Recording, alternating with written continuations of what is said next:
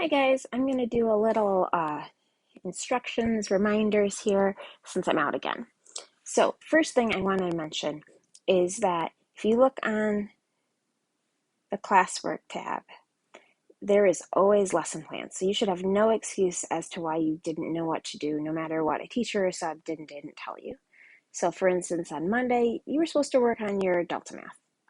You got points for working, and it says 40, but I gave you points at least if you worked for a half an hour. Some of you worked for 2 minutes. You didn't get points. It was only estimated to take 54 minutes, and some of you have taken much longer than that. I recommend that if you are struggling, if you don't know what you're doing, don't panic, don't freak out.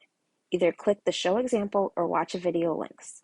Neither of those will penalize your score, but they're a great way to tell what you're doing wrong. Yesterday, you should have been working on the digital puzzle. The instructions very clearly said that you must attach your work as a PDF to receive credit, and that I wouldn't accept a paper copy of your scrapbook. So make sure you can figure out how to attach your work as to that assignment. I'm not taking pieces of paper when I return. A tip that some people did is they started labeling their puzzle pieces. So I'll show you that here in a second. And then today, you are going to be working on a rational exponents maze, and I'm going to give you some instructions for how to do that so I can tell that you did it yourself and didn't copy from others.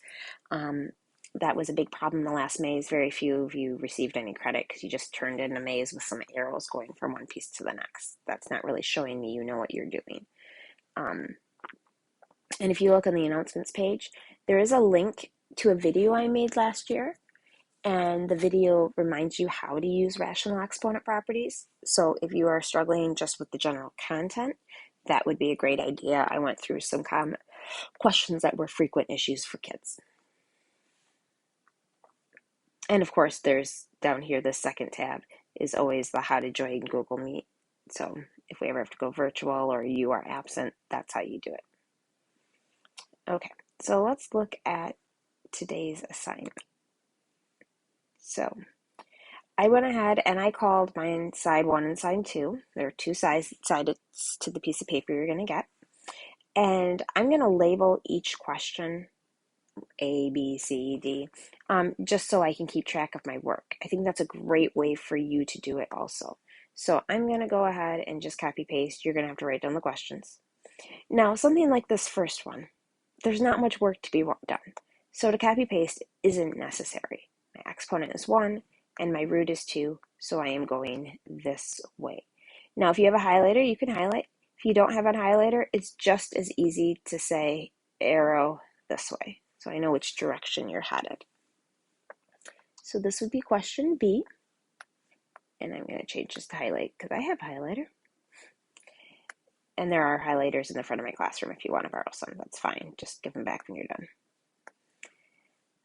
So question 2, or question B, on side 1, this is 27 to the 1/3 and x to the 1/3. Make sure your exponents look like exponents. Some of yours have looked like coefficients, and it's dinging you points because they're not the same thing. So I know 27 to the 1/3 is really like the cubed root of 27, and x to the 1/3 is like the cubed root of x. Well, the cubed root of 27 is 3 because 3 times 3 times 3 is 27, and the cubed root of x is just some unknown. So your answer is 3 cubed roots of x. So you're going to look at your puzzle and say, oh, it goes here, 3 cubed roots of x. Now, some questions in here ask you to do work that you may not be able to process through.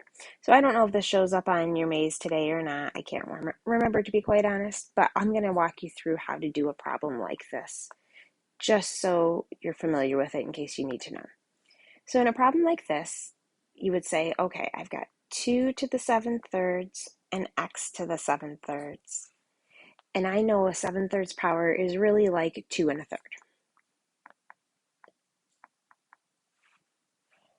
So I have, and I'm going to move it up here. I have 2 squared and 2 to the 1/3.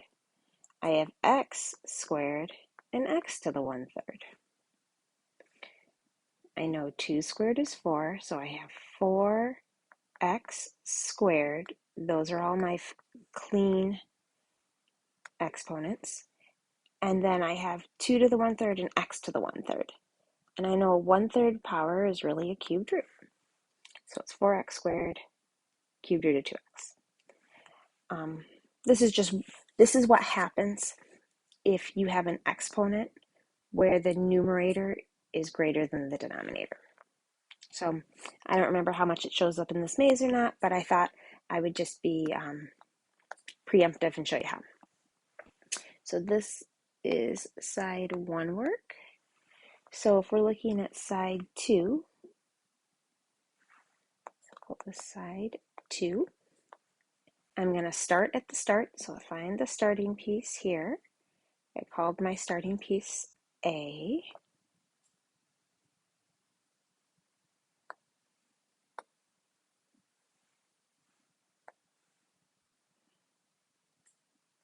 Copy.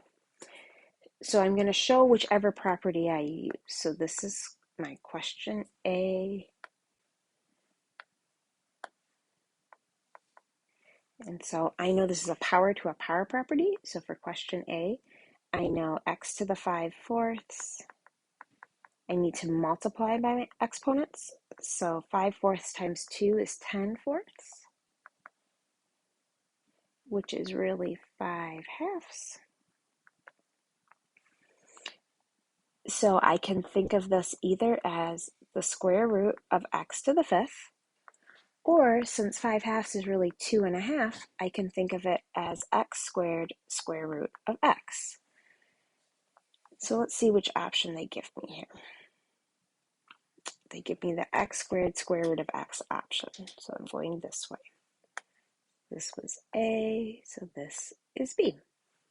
And this is another power to a power property, so I'd be multiplying these exponents.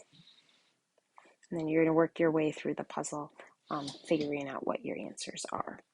Make sure that you're showing work just like I did down here. It's not a lot of work, but it's scrap work.